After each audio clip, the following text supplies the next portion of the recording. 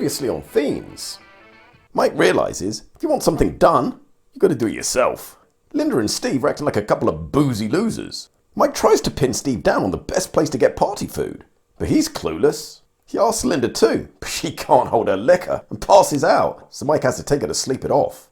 Hunting for hors d'oeuvres, Mike goes to see Laurie's sugar daddy, but the Strodes are doing keto till Christmas, so they aren't much help. He lets them know he's not amused. Next stop, Anna's, but she's practicing for a Hooters kitchen job as a topless sous chef. Mike points out the obvious health and safety hazard, but she gets all militant, kicking and screaming that he's slut-shaming her. Crazy vegan. Bewildered, Mike tries to score some rolls from 10-year-old Tommy the Tyke, who's eating sarnies like he's a sandwich sultan. But Tommy's posse thinks he's there to steal snacks. So they hide in the bathtub with their baguettes like it's Armageddon. Mike's had enough. If Triple T won't part with the pastries, Mike's going to have to borrow the caterer for his own shindig, and takes Laurie to his. Linda's still sleeping on the job and has done nothing. Desperate, Mike begs Laurie for the taco van location, wondering if they'll deliver at this time of night. But she says they close at 11. Mike's distraught. Finally keels over to have a good old cry. Feeling guilty, Laurie suggests a salvage plan. To get the crowds, he'll need a novelty factor. A Halloween pancake pool party. Checking the backyard pool, she convinces Mike that with a little spruce, they may be onto a real winner. But Party Pooper Loomis appears with some show-stopping news. Mike is gluten intolerant. Any grains will kill him. The thought of no more bakery products drops him to his knees. In a last-ditch effort, Laurie checks the attic to see if there's anything even remotely edible up there. But that plan falls through. Literally. Mike's gutted. Only 4 guests turned up. One of them the caterer. His house is trashed, and he hasn't eaten wheat since he was 10. Disorientated, Mike's mood and blood sugar plummet, as does he, off the balcony. Waking up in the garden, he realises a life without carbs is no life at all, and asks Laurie to put him out of his misery. Laurie shoots, but then realises the true horror of her act. Tacos are gluten-free.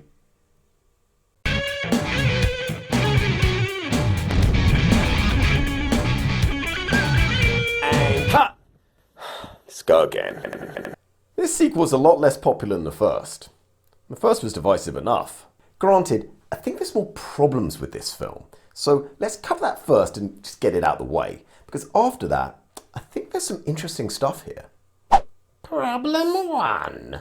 The first film used a pre-established geography that the audience was familiar with and understood from the original Halloween. Everything was within walking distance.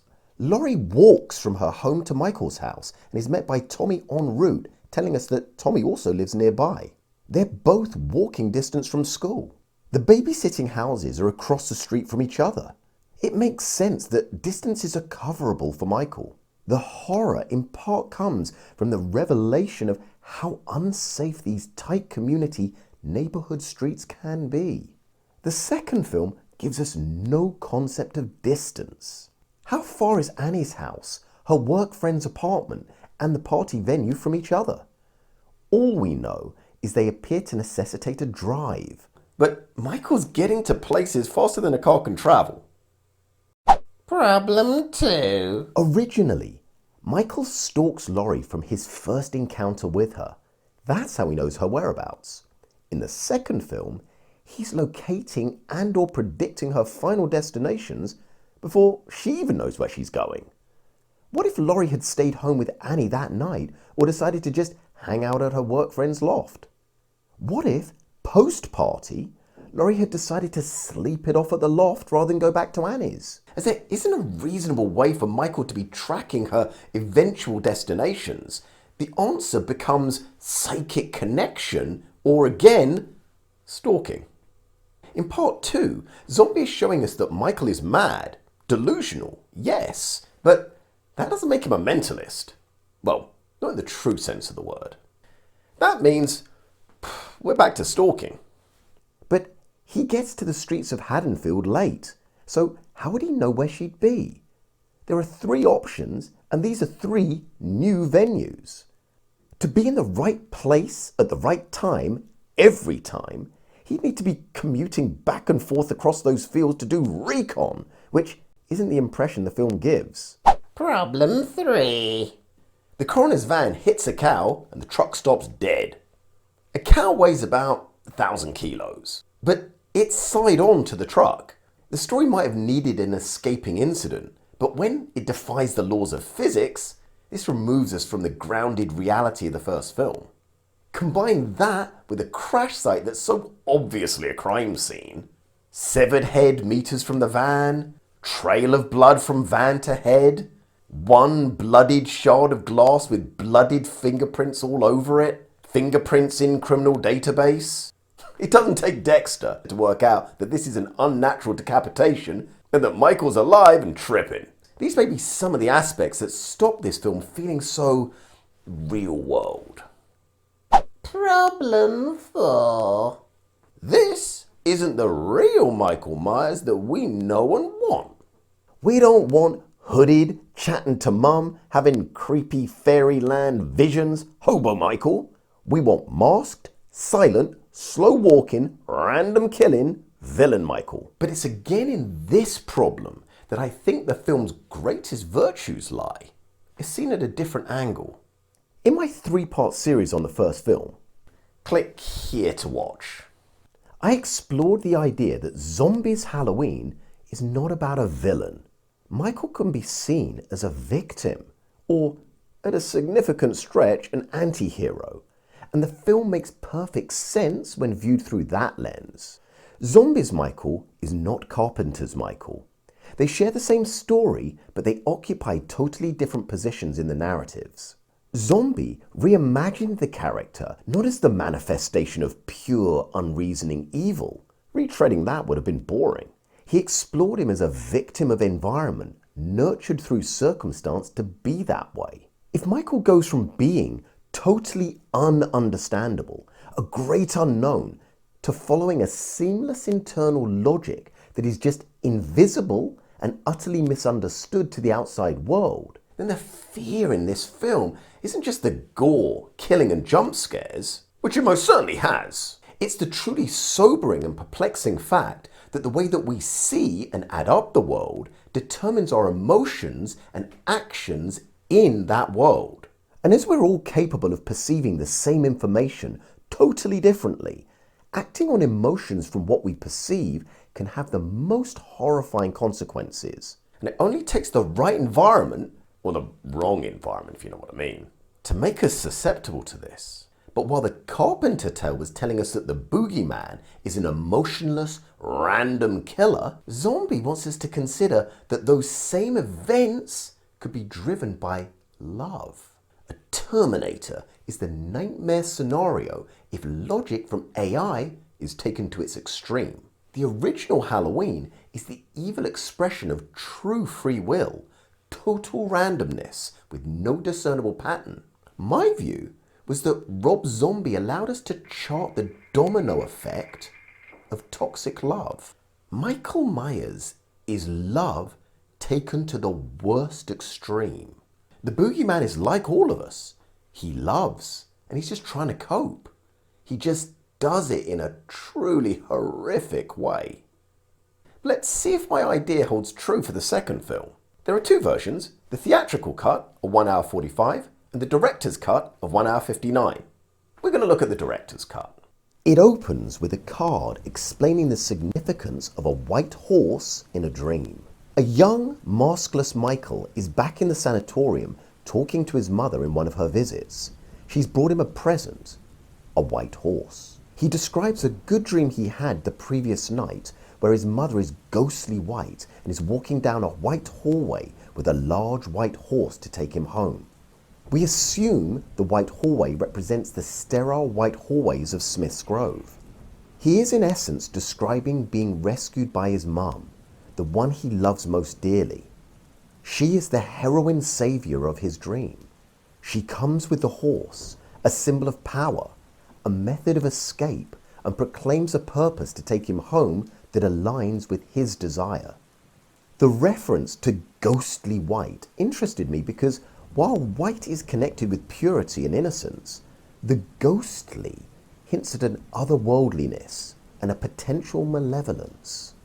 After all, White in the first film was most notably connected to the mask itself and the halls and rooms of the sanatorium where his condition festered and mutated. We are then transported to the present, 15 years later. Laurie is wandering the streets, severely traumatized. She's covered in blood and holding the gun that she shot Michael with. Sheriff Brackett finds her and she confesses to killing Michael. But she doesn't see herself as the heroic stopper of evil or even the foiler of an assailant. She sees herself as the killer of a man. The first film was about Michael. It explained the environment that could create a Michael Myers. The second film tracks an arc for Laurie and clearly shows her as the victim struggling to cope. The graphic wounds that were shown in the hospital and on the operating table explain the extreme, real physical trauma she's been through. But it's even more horrific if these wounds are the effects of the love that Michael has for her. Michael is transported in the back of the coroner's van. The sexually perverted conversation between them about Linda again suggests it's sexual misdeeds, like those guards in the first film, that animate Michael. Fate means that the driver tells a joke about necrophilia which leads to the crash. He's killed instantly. Is the thought of wanting to desecrate Linda serious enough to justify what happens to the passenger? Bearing in mind, Linda was a surrogate for Judith in Michael's mind, and that sex and sex talk for him reveals his inadequacy. Did that trigger his response?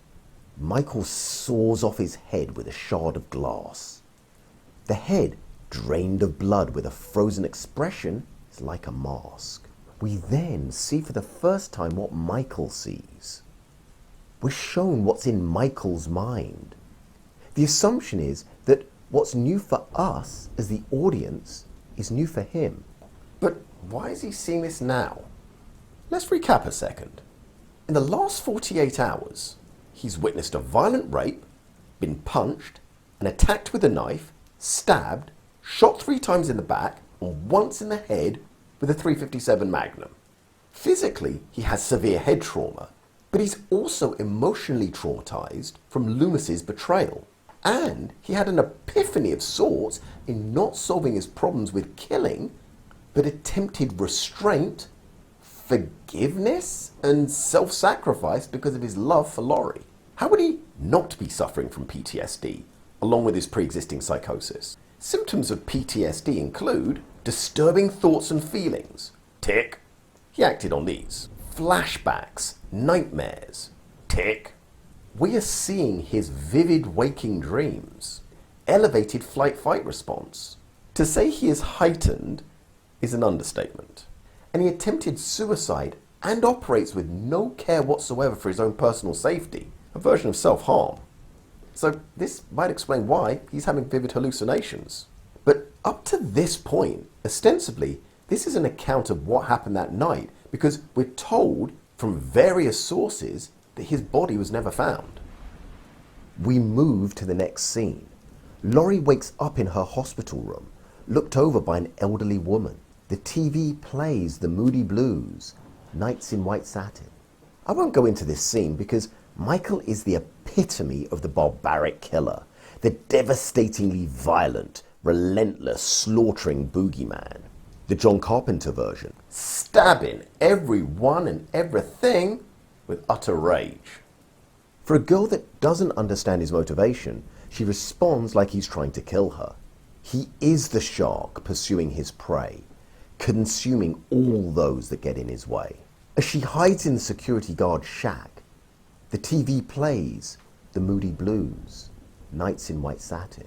Michael axes Buddy the guard to death, and after circling the shack, calmly, assessingly, he breaks it apart with his axe. Laurie cowers inside under a desk, her final safe haven, invaded and destroyed by the emotional rage of Michael Myers. He breaches the walls of the shack, enters, there's nowhere for her to go. She's trapped, totally powerless, vulnerable, hampered by the wounds that have not yet healed. Michael almost rushes in, frenzied, uncontrolled and delivers the killer blow, splitting her head from her nightmare. It's the music playing in her subconscious, signposting very clearly Michael's motivation. Because I love you. Visually, this whole hospital scene is great, an homage of sorts to John Carpenter's Halloween 2. But Zombie uses it to kill off that version, the audience's version of Laurie, so he can start again and explore her. Her subconscious, her dreams are about being the victim of a relentless, unexplainable, unexplained killer. This film can therefore be seen as documenting 3 different processes. 1. We're given access to the mind and perception of Michael Myers. We glimpse the way he sees the world, and therefore what instructs and navigates him in the world. 2. We experience the mechanism her mind goes through to process his damaging presence and life force in her life. 3. We see an example of an ultimate dysfunctional, toxic relationship. When 2 people have different views on the world, as they do, but have travelled together, even though now apart, there's a sharing of perspective to try to make sense of things. Through trying to understand and process, one can end up taking on elements of the other. Time has now moved forward 2 years, meaning that there's been an uneventful Halloween in between. Laurie is living with Annie and Sheriff Brackett, and Michael's shadow has darkened her clothing and expression. The trauma of death has driven her to embrace black. The counselling Laurie attends is creating negative views of communicating and staying present, inadvertently aligning her with Michael's conclusion on the subject. A man who stopped communicating and is trapped reliving the past. Laurie then accuses her friend of not caring. She doesn't feel nurtured, and it seems she's missing a caring mother figure and is rejecting any female pseudo-replacement. The psychiatrist confirms that all the places Michael has invaded, her mind, her heart, her emotions, is what's keeping him alive for her, stopping her getting closure regardless of his physical presence. Again, the film tells us that what we will see is the way her mind is trying to process, to heal. Healing is not really about returning to as it was before. That's just turning back time. Healing is about incorporating the events that happened to make you stronger to cope the next time. The trick is to do it by creating the least amount of damage to yourself or anyone else in the process. Laurie too sees the white horse in the Rorschach painting, the symbol of her uncontrollable emotions. Michael's thinking appears contagious to her. For Loomis, exposure to Michael in the wild has corrupted him. Zombie distances his Loomis from the cream overcoat wearing, ignored foreseer of the first film. In Carpenter's version, Loomis is the hero because Michael's the villain. But in Zombie's version, if Michael is the victim, then Loomis must inhabit a different space. He becomes the villain. Loomis has reinvented himself as a diva. This is his coping strategy because he's not being given the love he thinks he deserves and craves for his ordeal. But that's because he was left fairly unscathed. He's pushing the narrative that he escaped Michael rather than he was spared, which he most certainly was. This lack of gratitude is his reaction to that feeling he had of powerlessness and impotence. In the first film, Michael is the effect of all of the causes that we see. In the sequel, Michael is the cause of all of the effects we witness. The journalist asks about nurture or nature contributing to Michael's condition. Loomis's position is that Michael is man-made, environment-created, nurtured. He accepts the reality that Michael denied his mother's suicide, but doesn't extrapolate that. To Michael, his mother is alive. The line, "But I won't see you," suggests Loomis is irrelevant, uninfluential to Michael's consciousness. But he also can't openly face the conclusion that if Michael is man-made, and he was the last in a long string of fathers, and his father figure for the longest time, he is in effect saying that he created Michael. This will contribute to his self-loathing. In being asked whether Michael is alive, Loomis descends into a tirade about the absolute certainty of Michael's demise. There may be an element of denial to cope with the fear that Michael could be alive. But his hurt comes from the fact that Michael is the star, the attraction. Loomis can't reconcile the fact that he now stands small, overshadowed by teenaged Michael's image. In the first film, the same imagery was used, but he was saying, "Look how powerful I am. I intellectually understand this phenomenon. And while it might be scary to you, I have control of it." The zookeeper that cavorts with danger is a rock star. During this time, we see Michael traversing the fields back to Haddonfield, led by his mother. His killer mask has been replaced by another human mask of sorts to cover his identity. His beard, hair, and hood conceal him. His mind is the boy, his body, the man. His mother says she's counting on him to bring us home. The us is possibly Judith, herself, and Michael, which would be internally consistent with the first film, or just the man controlled by the boy and his mother. The fact that in Michael's mind, love is exchanged between his mother and himself further reinforces that love is the driving force for his killing. Killing for no reason is horrifying, but unusual. As we all yearn for connection though, killing because the circuitry for love has been completely distorted and deranged is more common and can be equally horrific. And yet we know and see this all the time. Unhealthy love, toxic love, damaging love. The person believes they love, but they destroy the object of their love. The scene where two hunter farmers pursue Michael for living in their barn, stealing the fruits of their land, is telling. They've confronted him before. He was in a dormant phase and they threatened but did not act on their threats. This time, they escalate with insults and violence that would have maimed any other man. While the girl does intervene to stop it, she's very late. Her nurture and apology is far too late to save her, as she was the catalyst that brought this violence about. He dons the mask that allows him to channel his emotional pain into action and kills both farmers with a level of ferocity we have not witnessed. Living rough for 2 years has made him even stronger, fitter, and more powerful than he was before. But remember, he sees himself as the child being bullied as he was in that toilet back in school.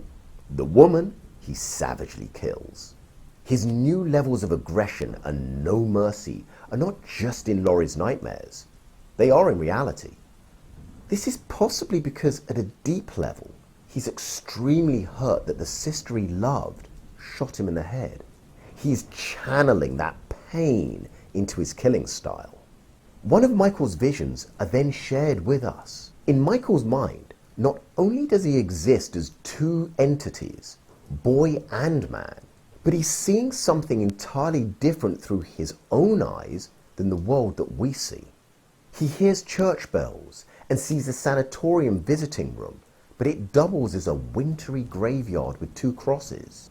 A larger one for his mother, the smaller one for his sister Judith perhaps. Or they represent the dual deaths of the boy and man that could have been, had it not been for Smith's Grove. His mother is dressed in mourning clothes. He asks her where she's been. He's been waiting. This is him in the past talking to his mum in the present. For Michael, past and present coexist simultaneously. She explains what Loomis told him all those years ago, that her time here is over. His subconscious is telling him that what he sees is not reality, but he can't accept that. He wants to share his thoughts with his mother and shows her a huge crucified skeleton with a mask. Possibly the sacrifice he made to find his sister, or the sacrifice he made in relinquishing control and allowing her to decide his fate. Micheals' killing was about gaining control. In surrendering at the end to her, that was his ultimate sacrifice. He then shows his mother a feast where Boo is the main course, to be eaten by grotesque human pumpkins. His mother says, "My baby," but in a tone as if she didn't know. Michael wasn't led by his mother in the first film. He was alone, seeking connection. His failure to connect has brought about the need to be comforted by this apparition of his mother. The grotesque guests are possibly the people in her life that Michael feels are all feeding on her. Imagine, though, if that is how he sees everyone he kills. Perhaps that's why he carves them, looks at them, smashes them, or hangs them. How much empathy would you have if you saw people as ghoulish pumpkins that you thought were feeding on your loved ones? How many films have there been where the hero has to kill the monsters to save the girl? And as the audience, we cheer with each death because saving a life is honorable, and killing freakish creatures that we think are draining that life is necessary. Arms grab her from through the table, and Laurie wakes up from another nightmare. Are those arms all the victims that have died in order for Michael to reconnect with her? Are they the ones that are holding her down, keeping her from moving on? Or are they waking her up, trying to warn her of what approaches? If what Laurie and Michael sees in their subconscious are similar, the effects on them is markedly different. Michael is comforted by these visions. Laurie is traumatized. But in her deep subconscious, she knows Michael as that young boy. And somewhere, she does know her real mother died. And as Halloween approaches, the common pumpkin imagery has become disfigured because Halloween has become totally distorted in her mind. She may also be wrestling with the sense that she was actually the center of attention for that terrible night, and her dreams are trying to tell her what she wasn't able to understand in the first film, that Michael was trying to reach her. But enough doubt is created as she looks at the TV and sees old cartoons with skeletons and knives, providing a more grounded explanation for her hallucinations. She tries to comfort herself with her teddy bear, Buddy, the name of the security guard in her nightmares. She has all the pieces, and her subconscious is trying to give her the answers so she can make sense of it and survive this Halloween. Survival this time will not just be physical, though. The real battle for her is surviving it mentally, as it was for Michael all those years before.